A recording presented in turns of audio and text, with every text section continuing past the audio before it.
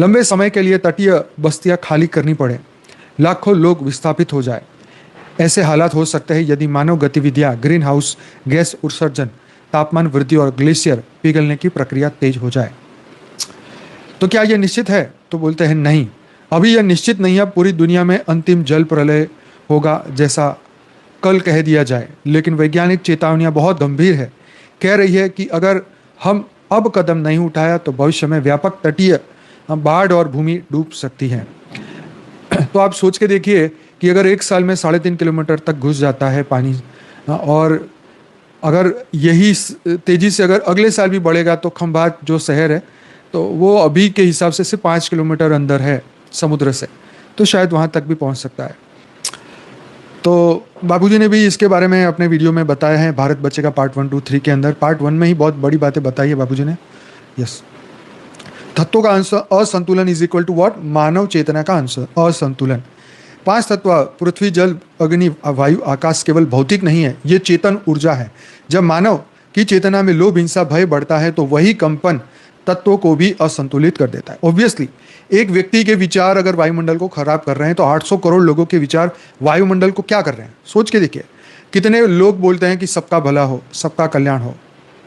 800 करोड़ में से कितने लोग हो गए ये सोचने वाले हैं? तो और दुनिया गई भाड़ में, ऐसा बोलने वाले कितने लोग होंगे? हाँ, भारत की कैलकुलेशन करो तो कितने लोग हैं जो खुद से थक गए हैं, जो खुद से दुखी, वो दुनिया के लिए अच्छाई की कामना करेंगे? सोचिए, सभी जो दुखी है वो दुखी बांटने वाला है, तो वे वायुमंडल में क्या बांटेगा? खुश है, खुशी व्यक्ति खुशी बांटता है। तो इसलिए परम शांति में रहोगे तो परम शांति बांटोगे। तो जल तत्व जो भावना, शुद्धता और प्रेम का प्रतीक है। जब मानवता भावनात्मक रूप से दूषित हो जाती है तो जल प्रलय संतुलन पुनः स्थापित करने के लिए प्रकट होता है। यही प्रकृति का सुधार मतलब प्यूरिफिकेशन है।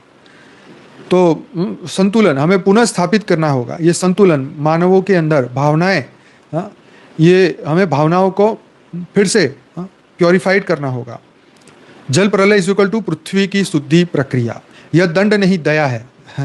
ये कृष्ण वाली बात है। ये तो क्या कि ये महाभारत में ये कौरवों को ये दंड नहीं दे रहे हैं, मतलब उनकी मृत्यु कर रहे हैं, उनको मार रहे हैं, ये दंड नहीं है, ये दया है। क्यों?